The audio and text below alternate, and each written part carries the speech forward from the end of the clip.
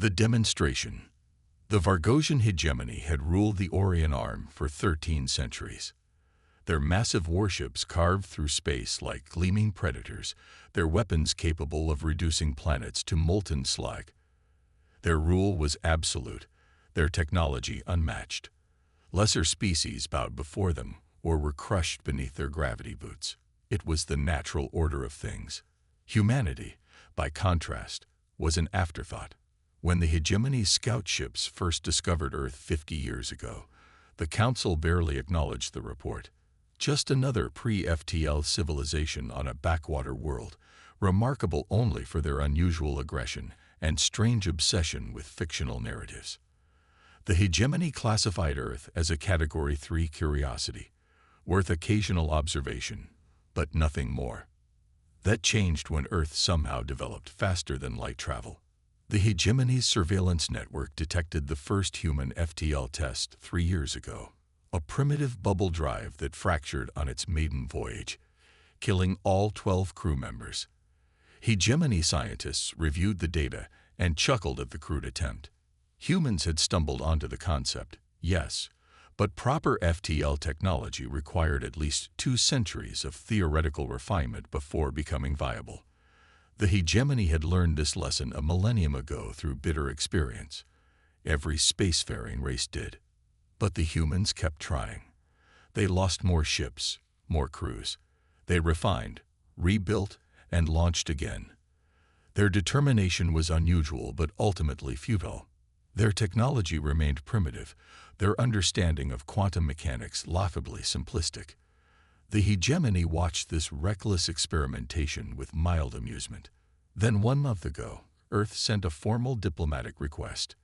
They wished to showcase their latest prototype to hegemony representatives. They claimed a technological breakthrough that would change the nature of interstellar travel. The message carried all proper diplomatic protocols, which humans shouldn't have known, and suggested neutral observation coordinates. The Hegemony Council debated for precisely 3 minutes before accepting.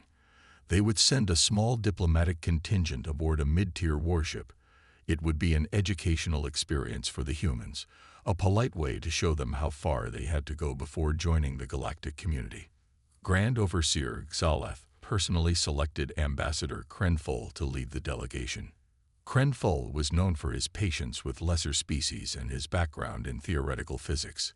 He would explain to the humans, kindly, why their prototype would fail, perhaps even offer guidance for the next century of research. Remember, Xaleth told Krenfol before departure, encouragement, not humiliation. We want Earth integrated into the hegemony eventually. Their aggression could be useful if properly directed. Krenfol's warship, the Inevitable Doctrine, arrived at the designated coordinates exactly on schedule. A small Earth vessel was already waiting, primitive by hegemony standards, with visible weld marks and external radiators betraying its crude design. Krenfol ordered standard diplomatic protocols and invited the Earth representatives aboard. They arrived in a shuttle that the hegemony engineers quietly scanned. Nothing unusual. Chemical propellants, basic life support, outdated navigation. The humans themselves were equally unimpressive. 5 representatives led by a female with graying hair who introduced herself as Admiral Helena Chen of the United Earth Space Command. "Welcome aboard the Inevitable Doctrine," Krenfol said through his translator. "We are honored by your invitation and look forward to observing your prototype." Admiral Chen smiled. "The honor is ours, Ambassador. We've prepared a small presentation before the actual demonstration, if you don't mind." Krenfol gestured graciously. "Please proceed." A younger human activated a holographic display, impressive for their technology level, but painfully low resolution by hegemony standards. It showed technical schematics of their prototype vessel, which they called Prometheus. "As you know," Chen began, "our initial FTL attempts used traditional bubble drive technology based on warping spacetime around the vessel." Krenfol nodded. The approach was standard for emerging species, though humans had attempted it several centuries too early in their development. "Those attempts failed catastrophically," Chen continued. We lost good people. But those failures taught us something fundamental. We were thinking too conventionally. One of Krenfol's aides made a small noise that his species recognized as suppressed amusement. Krenfol shot him a warning glance.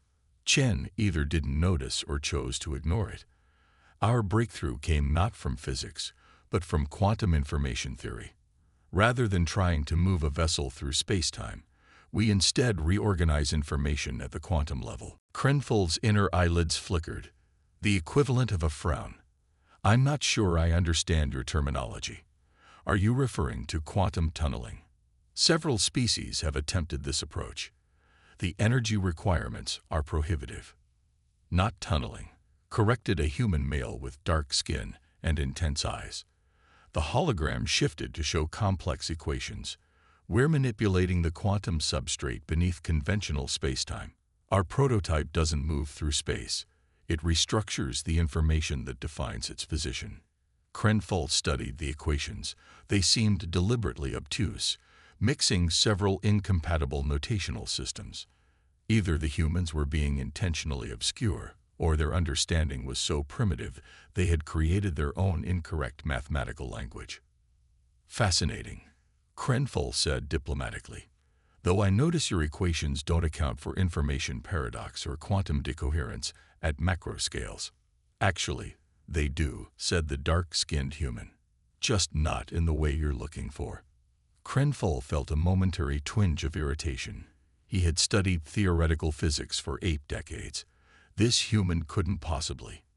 Perhaps, Admiral Chen interrupted smoothly. A practical demonstration would be more convincing than theoretical discussions. Would you care to observe from your bridge, or would you prefer to join us on our shuttle? Krenfol considered. Protocol suggested staying aboard the inevitable doctrine, where security could be maintained, but he was genuinely curious about how humans had constructed their vessel. Their understanding might be flawed, but their approach was unusual. I would be honored to join you, he said. His security chief immediately objected through a private channel. Protocols state. I am aware of protocols, Krenfol responded, but I wish to observe their vessel directly. Prepare a security detail. 20 minutes later, Krenfol boarded the human shuttle with 2 of his aides and 3 security officers. The craft was cramped and smelled of unfamiliar chemicals. The humans seemed unbothered as the shuttle detached and moved away from the inevitable doctrine. Your prototype vessel, where is it? Krenfol asked, peering through a viewport. Currently in Earth orbit, Admiral Chen replied. We'll contact them now. She spoke into a communication device on her wrist. Control, this is Admiral Chen. We're in position with the Hegemony delegation. You may proceed with Demonstration Alpha. A voice responded through the device. Understood, Admiral. Prometheus initiating sequence. 30 seconds to transition. Krenfol settled back, prepared to be underwhelmed. Humans would attempt their flawed FTL approach. The drive would fail safely, and he would explain the fundamental problems with transition complete, said the voice from Chen's device. We have visual confirmation of the target coordinates. Krenfol blinked in confusion. I don't understand. Admiral Chen gestured to the viewport. Look. Krenfol turned. There, where empty space had been moments before, hung a vessel of unfamiliar design. Sleek, with no visible propulsion systems, approximately 1/4 the size of the inevitable doctrine. Its hull had a strange iridescent quality that seemed to shift as he watched. This is impossible, Krenfol said. Our sensors would have detected an FTL approach. Not with our method, Chen said. There was no approach because the Prometheus didn't travel here in the conventional sense. It simply changed its information state. The dark-skinned human added, think of it as quantum teleportation scaled to a macroscopic level. The vessel exists as a probability wave that we can collapse at chosen coordinates. Krenfol's mind raced. If they were telling the truth, but no, it couldn't be. Macro-scale quantum teleportation was theoretically possible, but required energy equal to a small star and computing power beyond even the hegemony's capabilities. An impressive illusion, Krenful said carefully. Perhaps some form of holographic projection. Chen smiled. It's no illusion, Ambassador. Would you like to go aboard? Before Krenful could respond, his security chief's voice erupted through his communicator. Ambassador, our sensors just detected the human vessel. It appeared from nowhere. No FTL signature, no distortion field. Nothing until it was simply there. Krenful felt his heart accelerate. This was unexpected. I would indeed like to board your vessel, he said, fighting to keep his voice steady. The shuttle approached the Prometheus, and Krenful studied it with growing unease. The hull material was unlike anything in the hegemony database. It seemed to absorb scanning beams rather than reflect them. They docked with a gentle bump. When the airlock opened, Krenful was struck by the difference between this vessel and the shuttle. Where the shuttle had been cramped and utilitarian, the Prometheus interior was spacious and elegant. The technology visible on the bridge was minimalist but sophisticated. A human in a different uniform greeted them. Welcome aboard the Prometheus, Ambassador. I'm Captain Rivera. Thank you, Krenful said absently, his attention on the ship's systems. They were wrong. Not primitive as he had expected, but alien in a way that transcended normal technological differences between species. The interfaces were recognizable, but the underlying principles seemed fundamentally different. Perhaps you'd like a demonstration of our drive system, Admiral Chen suggested. Krenful nodded, not trusting himself to speak. Captain, please take us back to Earth, then to Proxima Centauri, then to the Horsehead Nebula. Yes, Admiral, Rivera replied, touching controls on a sleek console. There was no sensation of movement, no vibration, no acceleration, simply a momentary dimming of lights, and then, Earth orbit achieved, Rivera announced. The view screen showed Earth, blue and white and unmistakable. Proxima Centauri transition in 3, 2, 1. Another dimming of lights. The view screen shifted to show a reddish star. Horsehead Nebula transition in 3, 2, 1. This time, when the lights stabilize, the view screen showed the distinctive silhouette of the Horsehead Nebula, massive and dark against a field of stars. Krenful's third heart began beating, a stress response his species experienced only in moments of extreme danger or shock. This is impossible, he whispered. The energy requirements alone. The dark-skinned human. Dr. Nkosi, Krenful now recalled, smiled. That's the beauty of our approach, Ambassador. It requires minimal energy. We're not fighting against space-time. We're working with the underlying information structure. Krenful turned to Admiral Chen. Why are you showing us this? Her expression turned serious. Because we wanted you to understand humanity's position in the galaxy has changed. We're prepared to join the galactic community, but as equals, not as subjects. The hegemony doesn't take subjects, Krenful said automatically. We integrate species into your hierarchy. Chen finished. Yes, we've studied your history. 13 centuries of integration that conveniently places the Vargosians at the top. We're offering an alternative approach, genuine cooperation. Krenful's mind raced through implications. If humans truly possessed instantaneous transportation technology, with no detectable signature and minimal energy requirements, it would append the entire galactic power structure. The hegemony's military advantage was based primarily on superior mobility and the ability to concentrate forces quickly. This technology would render that advantage moot. I must consult with my government, Krenful said carefully. Of course, Chen replied. We'll return you to your vessel immediately. The Prometheus made one more transition, and they were back beside the inevitable doctrine. The shuttle journey back was conducted in tense silence.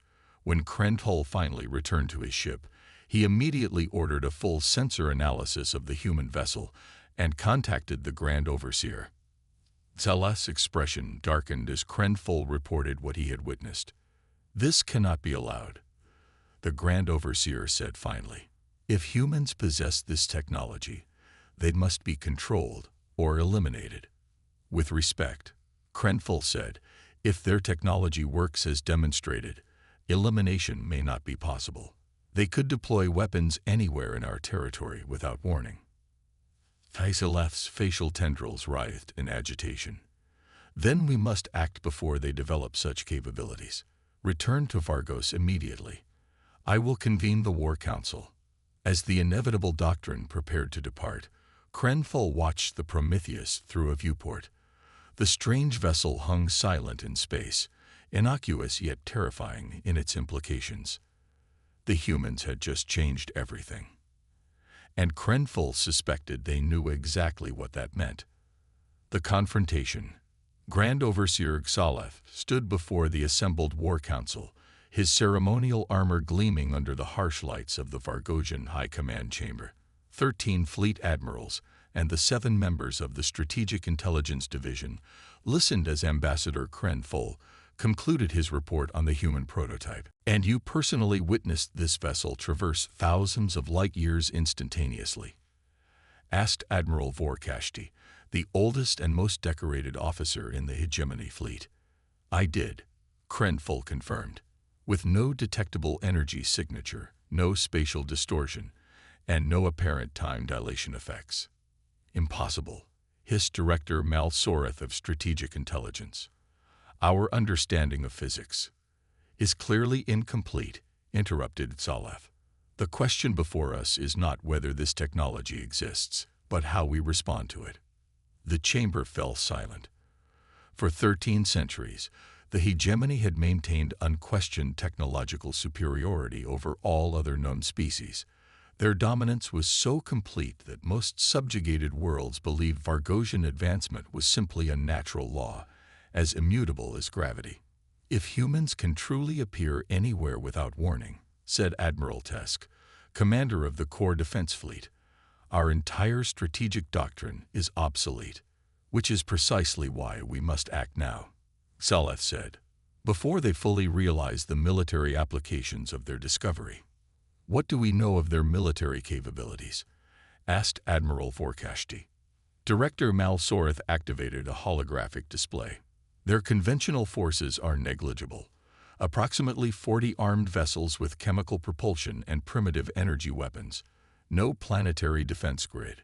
Limited orbital infrastructure. And how many of these quantum teleportation ships do they possess? Intelligence suggests only the prototype we observed, Krenful said. Their breakthrough appears recent. Xaleth's facial tendrils curled in satisfaction. Then our course is clear. We launch a preemptive strike immediately. The 1st and 3rd battle groups will converge on Earth. We destroy their prototype, their research facilities, and enough of their military and civilian infrastructure to force an unconditional surrender. The humans invited us to witness their technology, Krenful pointed out. They spoke of cooperation, not conflict. A transparent attempt to negotiate from a position of perceived strength. Xaleth dismissed. We cannot allow any species to possess technology that surpasses our own. The Great Directive is clear. No one argued further. The Great Directive, the founding principle of the hegemony, required maintaining absolute technological superiority over all other species. For 13 centuries, it had never been challenged. The 1st battle group can depart within 6 hours, Admiral Tesk said. We will reach Earth in approximately 11 standard days. Make it so, Xaleth ordered. This human anomaly ends now. On Earth, Admiral Helena Chen sat in the secure conference room beneath Geneva, surrounded by the United Earth Defense Council. The holographic display showed the hegemony warship Inevitable Doctrine accelerating away at FTL speeds. They're returning to their capital, said General Rodriguez of Earth Intelligence. Our analysis of their communications suggests they're mobilizing for military action. As expected, Chen said calmly. Dr. Nkosi, what's the status of the fleet conversion? Dr. Kamal Nkosi, the theoretical physicist whose work had revolutionized humanity's understanding of quantum information theory, consulted his tablet. The first 12 vessels have been successfully upgraded with the Prometheus drive. Another 8 will be completed within 48 hours. And weapons integration. Proceeding on schedule, reported Admiral Tanaka, head of weapons development. The quantum displacement warheads are performing beyond expectations in simulations. Chen nodded. And our intelligence assets within hegemony space. A woman in civilian clothes, identified only as director, spoke from the shadows at the back of the room. Our monitoring systems are in place. We'll have advance warning of any fleet movements. Then we proceed as planned, Chen said. Operational status Watchful Eye is now in effect. All converted vessels will maintain quantum silence until hostilities commence. As the council members filed out, General Rodriguez lingered. Helena, are we certain about this course of action? The hegemony has ruled this sector for over 1,000 years. They have resources we can barely comprehend. Chen's expression remained neutral. That's precisely why we can't afford to show weakness, Miguel. The moment we revealed our technology, conflict became inevitable. The Vargosians cannot tolerate any challenge to their dominance. But are we ready? We've had this technology for less than a year. We've been preparing for this moment since first contact, Chen reminded him.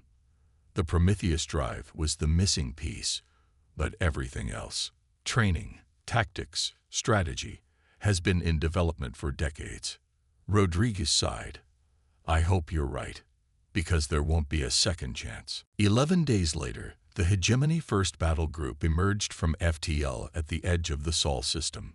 24 capital ships, led by the dreadnought Inviolable Truth, assumed standard combat formation. Admiral Tesk stood on the command deck, surveying the tactical display with satisfaction. Commence system scan, he ordered. Locate all human military assets in the prototype vessel. The sensor officers worked quickly, mapping the system. Detecting approximately 40 human vessels in orbit around their homeworld, reported the lead officer. Primitive design, minimal shielding. No sign of the prototype vessel. Tesk's mandibles clicked in annoyance. Expand the search. It must be somewhere in this system. As the battle group approached Earth orbit, communication channels suddenly activated. A human face appeared on the main view screen. Admiral Chen. Hegemony vessels. This is Earth Defense Command. Your unauthorized approach with active weapons systems constitutes an act of war. Power down your offensive systems and state your intentions. Tesk laughed, a harsh chittering sound. Transmit the standard surrender template. They have 1 hour to capitulate, or we begin orbital bombardment. Sir, interrupted his executive officer, we're detecting unusual energy readings from Earth's moon. Tesk turned. Elaborate. The readings are inconsistent, appearing and disappearing. Our sensors can't maintain lock. Before Tesk could respond, the tactical officer shouted, multiple new contacts. Vessels appearing throughout the formation. A holographic display suddenly showed 15 human ships, similar in design to the prototype Krenthol had described, materialized directly among the hegemony formation. They had appeared without warning, without energy signatures, simply blinking into existence between the hegemony warships. Impossible, Tesk whispered. Open fire. All vessels, immediate suppression pattern. The hegemony ships reacted quickly, energy weapons charging and missile tubes opening. But the human vessels weren't maintaining position. They blinked out of existence, only to reappear seconds later in different locations. We can't establish targeting lock, reported the weapons officer. They're shifting position faster than our systems can track. On the command display, Admiral Chen's face reappeared. This is your final warning. Withdraw from Earth space immediately, or we will be forced to demonstrate our defensive capabilities. Tesk snarled. Execute Directive 7. All vessels, simultaneous firepower concentration on Earth's primary population centers. The hegemony fleet reoriented, bringing their planet-killer weapons to bear on Earth. The massive energy projectors began charging, designed to penetrate planetary crusts and trigger tectonic instability. Weapons at 70%, reported the weapons officer. Planetary target acquisition complete. Sir, interrupted the sensor officer. The human vessels are displaying weapons ports. Small apertures had opened across the hulls of the human ships. There was no energy buildup, no detectable charge, just a brief flicker of light from each port. Across the hegemony formation, ships began to report impacts. Not explosive detonations or energy beam strikes, but something stranger. Relentless Dominion reports hull breach. Eternal Vigilance reporting multiple systems failures. Sovereign Mandate has lost propulsion and weapons control. Tesk watched in mounting horror as his tactical display showed hegemony vessels going dark, one after another. Whatever weapons the humans were using, they bypassed shields entirely, materializing directly within critical ship systems. Inviolable truth hit, shouted his executive officer. Quantum displacement detected in main power distribution, weapons control, and bridge life support. The lights on the command deck flickered. Emergency alarms blared. Tesk felt a cold dread settling over him. In 13 centuries of hegemony dominance, no enemy force had ever penetrated a dreadnought's defenses. All vessels, emergency withdrawal. Tesk ordered. Execute immediate FTL jump to rally point Delta. But it was too late. Across the formation, hegemony ships were dead in space, their critical systems compromised by weapons that attacked not through conventional space, but through the underlying quantum substrate itself. On the view screen, Admiral Chen watched impassively. Your vessels have been disabled. Admiral Tesk, we have avoided targeting life support where possible, but our patience is limited. The hegemony fleet will power down all remaining systems and prepare to be boarded. Any further hostile action will result in complete quantum displacement of your command vessels. Tesk stared at the tactical display. Of the 24 vessels in his battle group, 21 were completely disabled. The remaining 3, including his flagship, were operating on emergency power, with most offensive systems compromised. This is not possible, he whispered. I assure you it is, Chen replied. Your understanding of physics is impressive, Admiral, but incomplete. We attempted to demonstrate our technology peacefully to Ambassador Krenthal. Your leadership chose conflict instead. A junior communications officer approached Tesk, trembling slightly. Admiral, we're receiving reports from hegemony space. Human vessels have appeared in orbit around 17 core worlds, including Vargos Prime. They're broadcasting the same message throughout hegemony territory. Tesk felt his heart stutter in his chest. If human ships could appear without warning at the hegemony homeworld itself, what are your terms? He asked, his voice hollow. The immediate cessation of all hostilities, Chen replied. The withdrawal of all hegemony forces from Earth space, and the convening of a new galactic council where all species, including humanity, have equal representation. The hegemony will never accept. The hegemony no longer dictates terms, Admiral, Chen interrupted. At this moment, human vessels are in position to disable governmental and military infrastructure throughout your territory. Your technological advantage is gone. Your strategic doctrine is obsolete. The age of Vargosian dominance has ended. Tesk's executive officer leaned close. Admiral, we're receiving a direct communication from Grand Overseer Xalath. Priority Alpha. Tesk gestured, and Xalath's face replaced Chen's on the view screen. The Grand Overseer's normally imperious expression was gone, replaced by one of barely contained panic. Admiral Tesk, you are authorized to accept the human terms. I repeat, accept their terms immediately. But the Great Directive is suspended, Xalath hissed. They have vessels in orbit around Vargos Prime, Tesk. They could destroy our entire civilization before we could mobilize a response. Accept their terms. The transmission cut off abruptly. Tesk sat heavily in his command chair, the full weight of what was happening crushing down on him. 13 centuries of unquestioned Vargosian supremacy ended in a single day. He gestured, and Chen's face reappeared. On behalf of the Vargosian hegemony, I accept your terms. Chen nodded. A wise decision, Admiral. Human boarding parties will arrive shortly to assist with repairs to your vessels. Once your fleet is operational, you will be escorted to the boundary of the Sol system. The transmission ended, and Tesk stared at the blank screen. Around him, his command crew worked in stunned silence, trying to process the unthinkable defeat they had just experienced. How? His executive officer finally asked. How did they develop this technology so quickly? Our intelligence indicated they were centuries from true FTL capability. Tesk had no answer.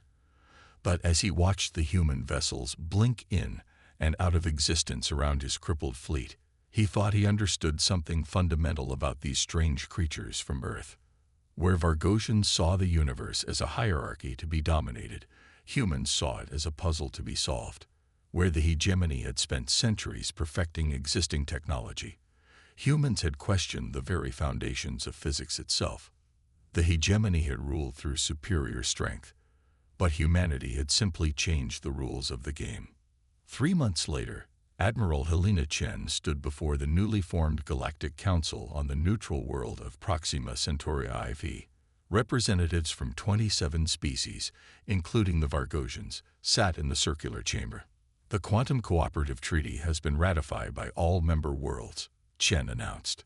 Beginning today, the technology for quantum displacement drives will be shared with all signatory species under the oversight of the Joint Regulatory Commission. Former Grand Overseer Xalef, now simply the Vargosian representative, shifted uncomfortably in his seat. And what guarantees do we have that Earth won't use its technological advantage to establish its own hegemony? Chen smiled. The same guarantee you have that we won't appear in your bedchamber tonight and displace your hearts into deep space.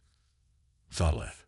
Trust, built on mutual respect and cooperation. A ripple of nervous laughter circled the chamber. Chen continued. Humanity had a choice when we developed this technology. We could have struck without warning, established dominance, and ruled as you did. Instead, we chose a different path. She gestured to the assembled representatives.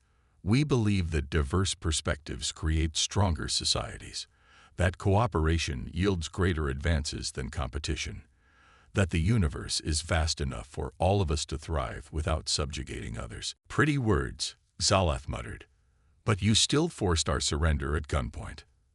After you launched an unprovoked attack, Chen countered, but that's the past. Today, we begin a new chapter in galactic history, one where power comes not from domination, but from collaboration. As the council session continued, Dr. Kamal Nkosi approached Chen quietly. They're still not happy, he observed, the Vargosians especially. They've spent 13 centuries at the top of the food chain, Chen replied. Adjustment will take time. Do you think it will work? This cooperative approach. Chen watched the council representatives, already breaking into discussion groups. Species that had never spoken directly now engaged in animated conversation. It has to, she said, because the alternative is an arms race with quantum weapons, and nobody wins that fight. Nkosi nodded slowly. You know, when we first developed the Prometheus drive, the military wanted to keep it secret, use it to establish Earth as the new dominant power. I remember the debates, Chen said. They were spirited. What convinced you to take this approach instead? Chen watched as a Vargosian representative tentatively joined a discussion with human and Centaurian delegates. History, she said finally. Every empire in human history eventually fell, usually because they became too rigid, too certain of their own superiority. She turned to Nkosi. We had a choice between being the next empire to rise and fall, or being the civilization that broke that cycle. I'd like to think we chose wisely. Across the chamber, the discussions continued, the first halting steps toward a new galactic order. Not one based on Vargosian dominance or human technological superiority, but on the radical notion that different species might accomplish more together than any could alone. The prototype that the hegemony had laughed at hadn't just changed the nature of space travel, it had changed the future of the galaxy itself.